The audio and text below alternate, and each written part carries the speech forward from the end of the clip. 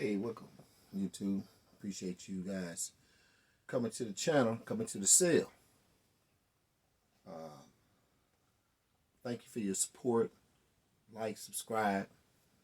You know, if you mess with me, man, share the videos, comment. I want to hear from you. Okay, so I was thinking today of a story that I thought you might want to hear about. And this is not necessarily when I was in prison, but I was incarcerated. I was in Jackson County Jail, Kansas City, Missouri. And the name of this story is called Eric. And so I changed the name of the guy because I don't like to set people out, you know, even in my videos. That ain't cool, man. I don't like moving like that. But anyway, back to the story. So they moved me to this pod. It was like A wing, and they moved me over to C. And so when I get over there, I really didn't know a lot of people. I had been over in this other pod for a while, started developing relationships, getting cool with some of the guys. And by that time, you know, what they do is they mix it up. They say, hey, you moving over here, pack your stuff. They tell you pack your stuff, you know, it's mostly a box. Put everything in your box and you're moving. That's that. So when I go over to the cell, Eric comes up to you and said, man, I heard you was coming over here, man. They used to call me the lawyer man. And the reason why they called me the lawyer man because I was a jailhouse lawyer. You know, you needed some help with your case. Lawyer wasn't doing what he was supposed to. I give you whatever advice I could get and try to, you know, help some people. You know, some people, man, you know, really don't want to be bothered with them for different various reasons. And I hate to say this, I know I'm gonna get a lot of negative feedback, but you got some motherfuckers, man, they need to be in there and never get out, man. Some of the atrocities that some of the people do out there, you know, people want to say, well, you did a lot of stuff too, which is true. Yeah, I did. But raping a bunch of women, raping kids, I don't know. That's a whole other story. But anyway, back to the story, Eric. So I get in there, and I get to talking to Eric, and he said, man, I need you to help me with my case, man. Won't nobody help me with my case. And the lawyer keeps trying to get me to take 31 years. I said, 31 years, man. Damn. What you do, man? Kill the president? I mean, 31 years on a plea bargain? He said, yeah, man, with my record, man, they won't offer me no less than that. And so I said, well, okay, you know, sounds interesting to me. You know, let's go into the cell. Let's discuss it. Bring all your paperwork. I said, but I'm going to tell you right now, if you lie to me, I'm done. I ain't fooling with your case. I don't give a damn, you know, whether the person did it or not, you know. But don't lie to me. You can lie to everybody else, but don't lie to me, you know, if you want me to help you. And whatever you do, do not take any paperwork out of that discovery. I want to read everything that's going on if I'm going to be involved in the case. So he said, I'm going to tell you right now, man, I don't really have much money to pay you. My brother sent me some money, but it ain't much. I said, okay, I understand that, but let's look over the case. I don't even know if I can help you, bro. You know, let's just get up here and take a look at it. So we get up there, and I'm reading over the case. I'm looking over, going over there, That's the first thing I asked him, man, did you make a statement? Because 9 times out of 10, if you made a statement, man, it's pretty much over with. You know, if you told on yourself or you implicated yourself in a crime, you know, I was pretty good. But I can't walk on water. You know, I can only do so much to help you. But Eric was a seasoned criminal, and he knew not to make a statement. So he let him know, you know. Only thing they said about him is Eric refused to make a statement without an attorney, and the interview was terminated. Now, we both know that that's not true. If you ask for a lawyer, man, they're going to keep on trying to violate your rights over and over and over again. So you can ask an attorney, man, like 20 times, but they're going to cut that tape of all the times that you asked for one. And the first time that you start talking, all the tape from before that, it's going to miraculously disappear, and they're going to play everything forward. So that's why you get yourself in trouble. They tell you in advance, you have a right to remain silent. Anything you say can and will be used against you.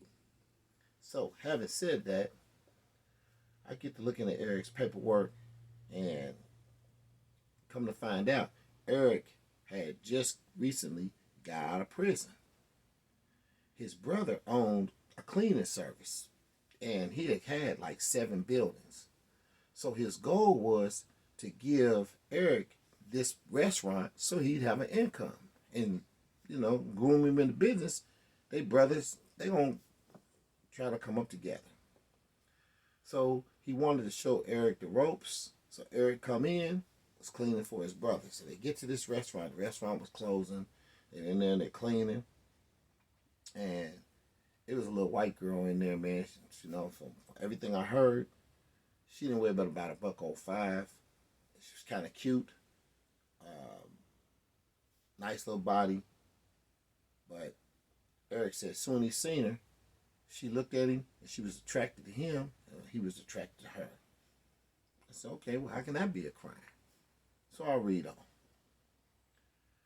So when he gets there, he got on this tank top. Eric's been in and out of prison, so, he's got that, that muscular build, and she was attracted to that.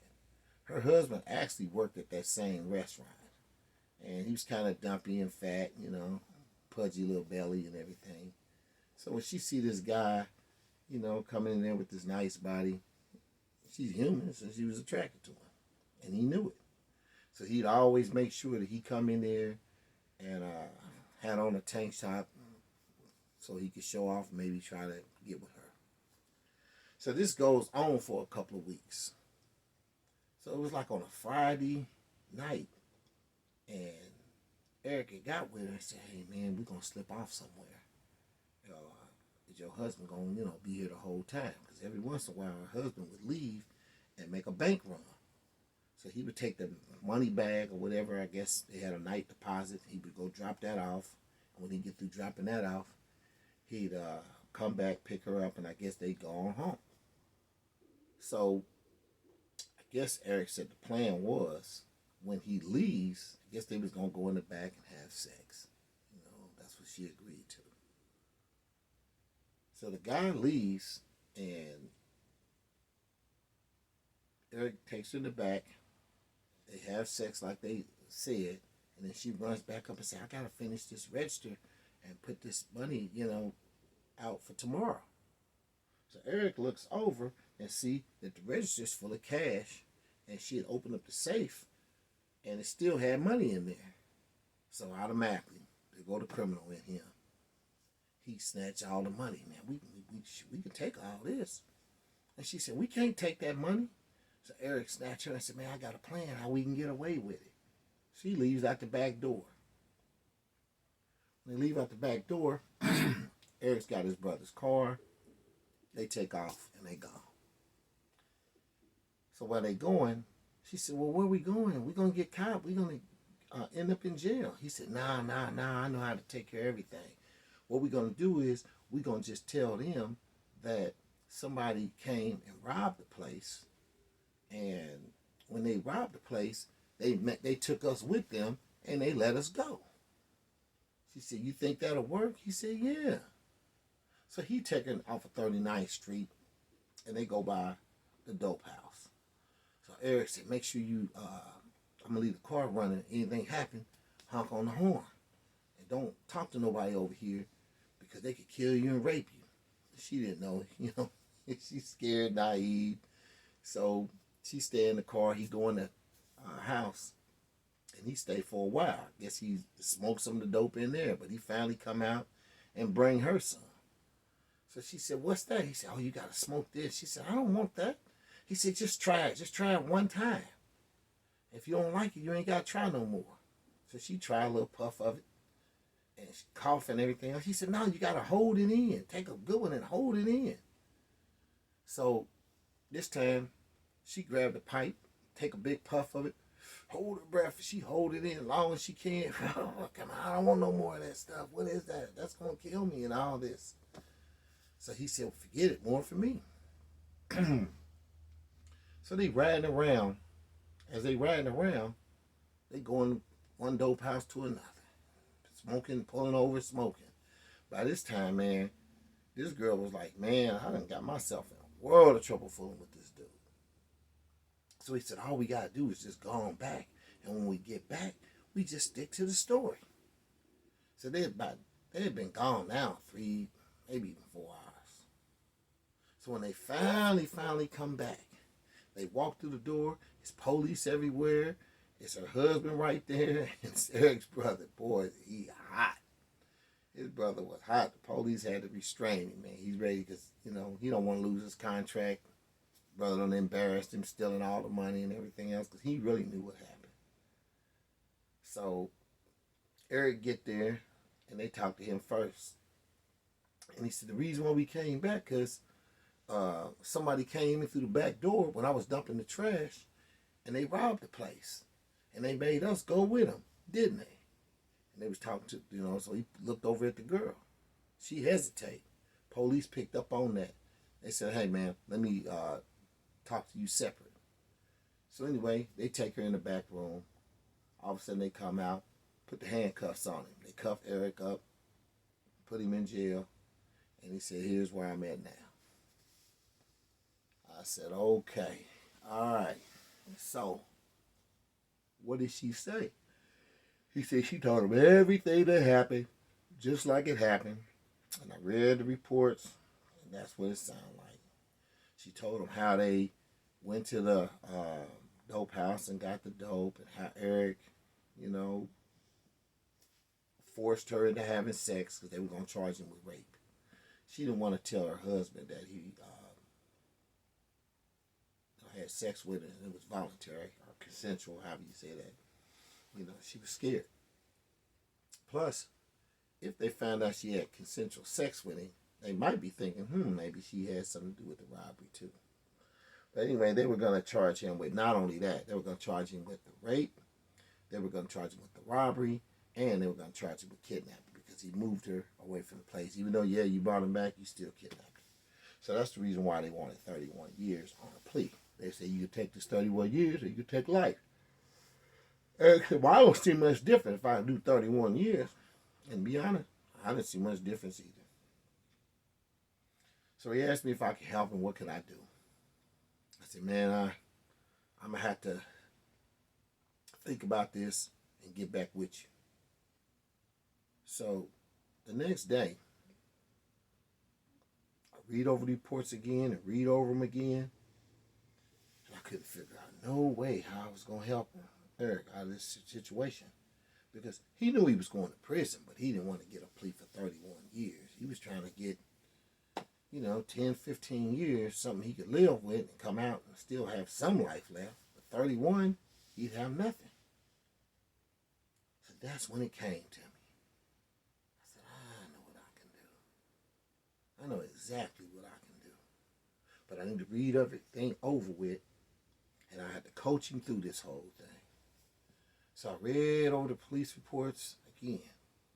And I made sure that I take my time and don't miss nothing. And sure enough, I found it. I found it. When she made all those statements to the police, she told how Eric was flirting with her. She told that Eric had pulled her in the back room and forced her into having sex. But she said that he took the money and he went out and he went to a crack house. And when they got to the crack house, he went inside, got some dope, and came out, and he was riding around smoking it all night. But that's when I said it came to me. I said, wait a minute. Any woman that gets accused of rape, they got to go downtown, excuse me, and they're going to take vaginal tests, see if the man's semen's in him. But they also going to take DNA. They're going to take blood tests. They sure are. And I said that blood test is what is going to get him out of this right here. Because she never mentioned that she smoked crack that night, that she had hit that pipe. And if she hit that pipe even briefly and then she held it in, she had cocaine in her system.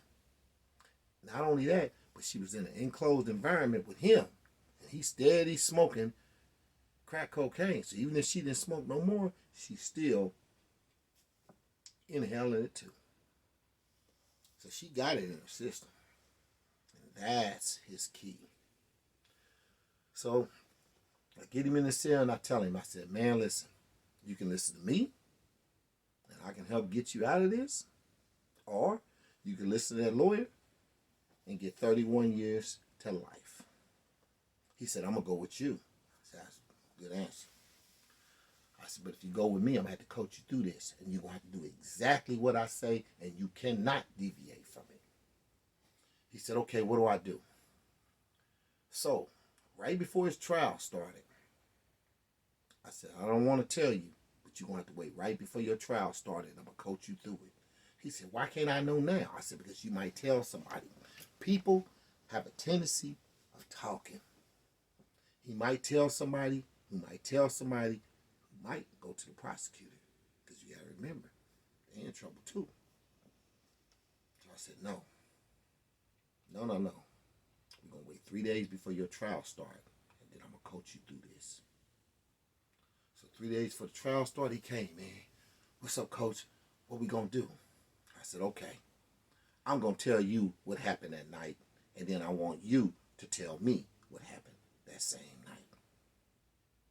He said, okay, what happened? I said, well, you got out of prison. You was looking good, doing your push-ups and everything else. Came in with the tank top, and you seen her, and she seen you, and she was attracted to you, and of course, you was attracted to her. He said, well, that's what happened. I said, okay, well, good. So I ain't got to coach you with a whole bunch of that.